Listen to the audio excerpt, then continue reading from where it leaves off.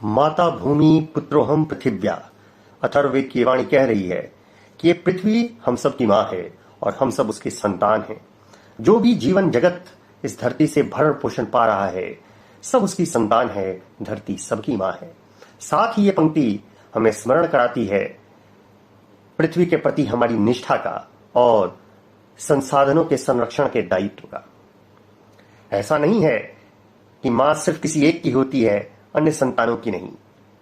ऐसा सोचने वाले कि सिर्फ मनुष्यों के लिए ये धरती है और हम सिर्फ अपने लिए ये बात कह रहे हैं, ये छोटी सोच वाले हैं।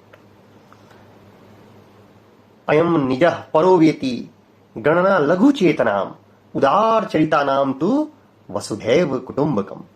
कहा कि यह मेरा है, वह तेरा है, अपना है, पराया है, ऐसी सोच तो लघु चिंतन वाले, निम्न स्तर की जिनकी चेतना है, वे ऐसा चिंतन करते हैं, ऐसा विचार रखते हैं। जो उदार चरित्र वाले हैं, जो विराट चिंतन वाले हैं, उनके लिए तो पूरी धरती ही एक परिवार है, पूरा विश्व एक परिवार है, पूरा पृथ्वी, समस्त जीवन जगत वन्य सब एक कुटुंब है। ये धरती और इस पे जो संतुलन है सिर्फ मनुष्यों की बदौलत नहीं है, सभी जीव जंतुओं का इसमें समान अधिकार है, समान योगदान। पशु पक्षी जीव जंतु सभी इस पारिस्थितिकी तंत्र के अभिन्न हिस्से हैं। वृक्षों का परागण है, भूमि की उर्वरा शक्ति है, ये सारे कार्य सभी जीव जगत के माध्यम से हो पा रहा है। जल को पुनः शुद्ध करने के लिए मछली, अन्य जल जीवों का जो योगदान है उसकी जीवन क्षमता को बढ़ाने के लिए है। तो सबके अस्तित्व का योगदान और सबका सम्मान है। किसी को भी प्रकृति ने अनावश्यक नहीं बनाया है, सबका अपनी एक भूमिका है। सब संसाधनों के संरक्षण और उसके पुनः उत्पादन में अपना रोल निभा रहे हैं। हाँ, मनुष्य है जो इन संसाधनों का दोहन भी कर रहा है, उसका रूपांतरण भी कर रहा है और यहां तक कि अनबायोडिग्रेडेबल सब्सटेंस भी क्रिएट कर रहा है। और अगर अन्य जीव जंतु उनके अस्तित्व को हटा दिया जाए तो मानव का अस्तित्व संकट में आ जाएगा, वो संभव ही। तो हर एक जीवन का महत्व स्वीकार करना पड़ेगा और सबका साथ सबका विकास। ये जो पूरी सृष्टि है इसकी उत्पत्ति को लेकर आप चाहे अपने सनातन धर्म के थियरी ऑफ क्रिएशन को देखेंगे या जो वेस्टर्न साइड से इवोल्यूशन की थियरी है, थियरी ऑफ इवोल्यूशन को देखेंगे, कहीं से भी आप एक्सक्लूसिव सिर्फ मनुष्य को लेकर आगे बढ़ने की बात नहीं कर सकते। इसमें सारे प्राणी जगत के सह अस्तित्व को स्वीकार करना पड़ेगा। पहले हम थियरी ऑफ क्रिएशन पे आते हैं, उसके बाद थियरी ऑफ इवोल्यूशन पे भी थोड़ी चर्चा करते हैं। थियरी ऑफ क्रिएशन में जो हमारे शास्त्र कह रहे हैं, अगर आप उसकी ओर से बढ़ते हैं कि ब्रह्मा जी के द्वारा मनुष्य भी प्रकट हो रहे हैं, ऋषि भी हो रहे हैं, देवी देवता हो रहे हैं, सुरसुर हो रहे हैं, साथ में पशु पक्षी गाय अश्व सर्प नाग मछली सूक्ष्म जीव कीट पतंग सब उन ब्रह्म से ही उत्पन्न हो रहा है, सब ब्रह्मा से उत्पन्न हो रहे हैं। बता रहे हैं कि इस सृष्टि में सबका महत्व और सबका योगदान है। वह जो ईश्वर है, वह जो ब्रह्म है, वह जो सृजन करता है, सिर्फ मनुष्य को ही बना देता। लेकिन नहीं, शास्त्रों ने कहा कि सृष्टि के पीछे दो कारण हैं, भोग और अपवर्ग यानी मोक्ष। तो एक भोग योनि है जो 84 लाख कहते हैं या अनंत योनियां भोग योनियां है, भय आहार निद्रा और प्रजनन क्रिया, इसके लिए ईश्वर ने व्यवस्था की है। सबके जीवन का सम्मान है, वो भोग कर रहे हैं। लेकिन भोगों से उपरम होने के लिए एक मानव योनि है जो भोग और योग जिसमें दोनों संभव है। या तो हम भोग में ही नष्ट कर दें या भोगों से उपरम होकर योग की तरफ आगे बढ़े। तो योग की यात्रा में जब हम बढ़ते हैं तो योग भक्ति उपासना इसके लिए सबसे मुख्य हो जाता है सेवा। इसलिए मनुष्य को ही कहा गया है मनुर्भवः, तुम मानव तन तो पा लिए हो लेकिन मानव बन भी जाओ, मनुर्भवः मनुष्य बन जाओ। ये किसी पशु पक्षी को जाकर नहीं बोला है, ये मानव तनधारियों के लिए ही संदेश है। तो मानव बनना क्या है इसको समझना होगा। साथ ही भगवान विष्णु के दशावतार को आप देखते हो तो कछुआ है, उससे पहले मछली है, वराह अवतार है, सिंह अवतार है। तो ये नरसिंह का रूप है, उसमें भी दिखा रहा है कि कैसे एक मनुष्य और सिंह दोनों का सह अस्तित्व दिखाया जा रहा है। कैसे जल से लेके फिर जल और थल दोनों पे आने वाला कछुआ फिर कैसे थल पे आ रहे हैं, ये सब कुछ इंगित कर रहा है। विष्णु जी की तो खुद सवारी गरुड़ है, वह भी एक पक्षी। शेषनाग पे है, सर्प उनके साथ है। भगवान शिव का तो पूरा परिवार हम जान रहे हैं, जहां सर्प उनके गले में है, हाथों में मृग है, बैल की सवारी कर रहे हैं, वराह रूप में कुत्ते की सवारी कर रहे हैं, माँ लक्ष्मी, माँ पार्वती जी की सवारी सिंह है, चूहे पे हाथी का शीश लिए हुए गणेश जी हैं, मोर की सवारी करने वाले कार्तिकेय जी हैं, मुर्गा भी उनके साथ रहता है। तो ये सब परस्पर विरोधी स्वभाव के जीव भी एक साथ रह रहे हैं। ये एक प्रतीक है, ये दिखाने का एक प्रयास है। पूरा शिव परिवार जिसमें सांप चूहे को खा जाए, सांप को मोर खा जाए, बैल को सिंह खा जाए, लेकिन कैसे एक साथ रह रहे हैं। तो प्रेरणा यहां से लेनी है। हम सब, जरूरी नहीं कि जो हम चाहेंगे वैसा ही सामने वाला भी हमारे सामने आएगा। ये जितने भी पशु पक्षी हैं, इनका अपना एक इतिहास है। तो सबको साथ लेके चलने के लिए कि कैसे परस्पर विरोधी होकर भी सह अस्तित्व की भावना के साथ बढ़ेंगे, क्योंकि सबका योगदान है, उसको स्वीकार करना नहीं। एक दूसरे के बिना किसी का जीवन पूर्ण रूप से न तो सार्थक हो पाएगा, न संभव हो पाएगा। समुद्र मंथन होता है, 14 रत्न निकलते हैं। तो 14 रत्न में गौ माता भी है, अश्व भी है, हाथी भी है, और इस मंथन के लिए आपको वासुकी नाग की आवश्यकता पड़ जाती है। यानी वहां पे भी नाग हैं, पशु हैं, उनका अस्तित्व दिखाया गया है कि रत्नों में इनका भी प्राकट्य हो रहा है, उसको अपन देखा नहीं कर सकते हैं। तो सभी प्राणियों में एक चेतना, एक सार्वभौमिक चेतना है। वह चेतना जो आत्मिक चेतना है, कभी कर्म गुण स्वभाव के आधार पर किसी शरीर में अलग प्रकार का भोग कर रहा है, दूसरे शरीर में अलग प्रकार का भोग कर रहा है। इस संपूर्ण कर्मफल के सिद्धांत को समझना पड़ेगा। हाथी मर जाएगा, उतना शक्तिशाली है, लेकिन मांस नहीं खाएगा। सिंह मर जाएगा, लेकिन घास नहीं खाएगा। तो सबकी अपनी एक प्रकृति है। और जो ज्ञानी महापुरुष होते हैं, वो सभी प्राणियों को समभाव से देखते हैं। श्रीमद् भगवद गीता में भगवान श्री कृष्ण कहते हैं कि विद्या विनय संपन्ने ब्राह्मणे गविहस्तनी शुनि चैव स्वपाके च पंडिता समदर्शिना। यानी कि जो सच्चे ज्ञानी महापुरुष होते हैं, विनम्र साधु पुरुष, वो अपने वास्तविक ज्ञान के कारण, एक ब्राह्मण हो, विनम्र विद्वान हो, गाय हो, हाथी हो, कुत्ता हो, चांडाल हो, सबको समान दृष्टि से देखते हैं। इस युग के महानतम योगी महर्षि सदगुरु सदाफलदेव जी महाराज, जिन्होंने योग की परम अवस्था में ये उद्घोष किया है। हिमालय की कंदरा में अपनी योग की अनुभूतियों की अभिव्यक्ति में उन्होंने स्वरवेद में कहा, दया करे सब जीव पर, नीच ऊंच नहीं जान, देखे अंतरात्मा, त्याग देह अभिमान। कि सभी जीवों पे जो दया करता है, करुणा करता है, उसमें भेद नहीं करता है, और देखे अंतरात्मा, आत्मिक आधार से सबको देखता है। देह त्याग देह अभिमान, देह का अभिमान भी बहुत बड़ा अभिमान है, अध्यात्म में तो सबसे खतरनाक है। तो इस देहाभिमान को छोड़कर आत्मिक आधार से सबके प्रति करुणा का भाव रखना, सबके प्रति दया का भाव रखना। रामायण में भगवान श्री राम, जो सनातन संस्कृति के एक आदर्श नायक हैं, उनके लिए शब्द आया है भूत दयालु। भूत दयालु, भूत दया कहते हैं जिसकी करुणा, जिसकी दया सब पे, सभी प्राणियों पे समान रूप से रहे, किसी एक पशु या पक्षी पे नहीं, सभी जीव जंतु पे जो बराबर करुणा का भाव रखता है, वो भूत दया है। तो भूत दयालु हमारे भगवान श्री राम है।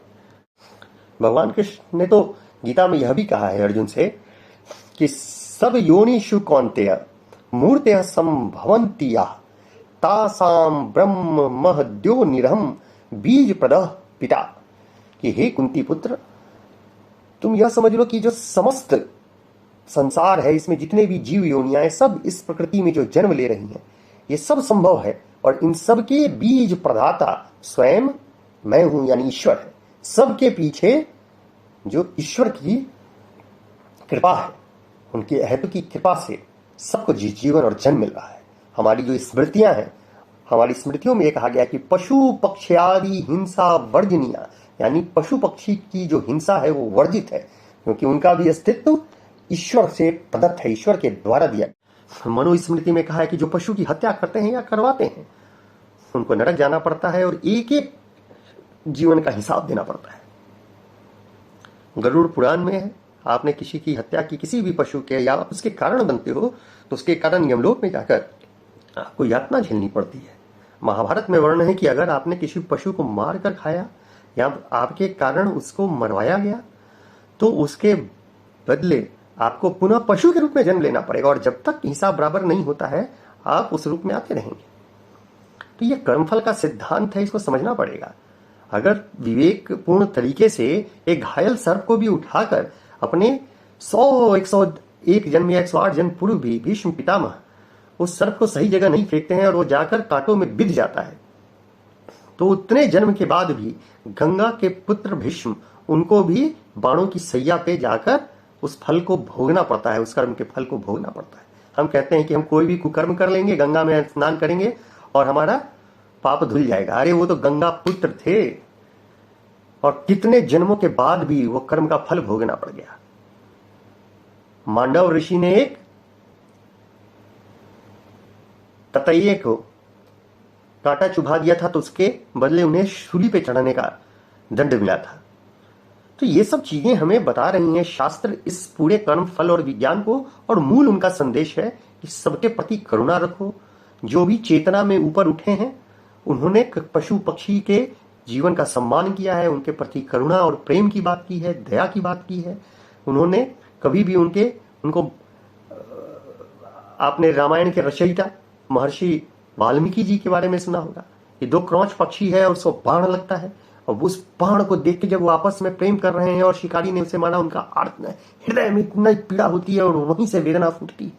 वहीं से जो प्रथम ऋचा श्लोक उनकी वाणी से फूटता है, कहते हैं काव्य वहीं से आरंभ हुआ। इतनी तीव्र पीड़ा थी कि उसे अभिव्यक्त करना उस समय प्रासंगिक हो गया। तो किसी जीव को कष्ट नहीं होना चाहिए, हम उसके कारण न बने। हमें उन सबका प्रकृति में योगदान है। एक को भी आप हटा दोगे ना तो पूरा पारिस्थितिकी तंत्र जो है वो बिगड़ने लगता है। तो उसके नेचर को समझने के लिए आवश्यक है कि हम थोड़ा आगे बढ़ें। ईश्वर ने हमें विवेक दिया है और उसके अनुसार इस धरती को और सुंदर बनाने का प्रयास करें। अब बात अगर आती है थियोरी ऑफ इवोल्यूशन की, तो थियोरी ऑफ इवोल्यूशन में जो डार्विन बता रहे हैं उसके अनुसार ये इवोल्यूशन एक सतत प्रक्रिया रही है और जो लाखों करोड़ों वर्षों की रही है, जिसके आधार पर ये जितने भी जीव जगत हैं हम सब उसके साझा हिस्सेदार हैं, आपस में रिश्तेदार हैं। अगर सबका डीएनए देखा जाता है तो उसमें बहुत ही गहरी समानता है, सिमिलरिटी है। थियरी ऑफ इवोल्यूशन के अकॉर्डिंगली हम अगर इस पे विचार करते हैं तो जितना भी जो जीवन है वो सब एक कॉमन रासायनिक प्रक्रिया से उसकी उत्पत्ति हुई है और सबका स्रोत एक है। ये जीव विज्ञान का अनुवांशिकी है, जेनेटिक्स है। ये स्पष्ट करता है कि हम सबका एक दूसरे के साथ साझा अधिकार है। ये पूरी पारिस्थितिकी जो इकोलॉजी है उसको देखेंगे तो किसी का भी जीवन अस्तित्व अकेले संभव नहीं है, सब एक दूसरे पर निर्भर है। आप किसी एक वर्ग के जीवन को हटा दोगे तो पूरा का पूरा फूड चेन खत्म हो जाएगा, पूरा इकोसिस्टम अनबैलेंस हो जाएगा। पृथ्वी पे जो जैव विविधता है, बायोडाइवर्सिटी, ये करोड़ों वर्षों की लंबी यात्रा का परिणाम है। ये सिर्फ इसके मनुष्य का कहना इस पूरी सतत प्रक्रिया का अपमान होगा। आप फॉसिल्स देखोगे तो फॉसिल्स जो अवशेष हैं उनको देखने से पता चलता है कि आज जो जीव हैं वो उसके पीछे लाखों करोड़ों अरबों पूर्वज प्रजातियां रही हैं, जिसके कारण आज का जीवन और यह स्वरूप सब संभव हुआ है। और मनुष्य स्वयं भी एक स्पीसीज है, लाखों प्रजातियों के बीच में अपेक्षाकृत नया सदस्य है, वो कोई इसका सर्वोच्च स्वामी नहीं है।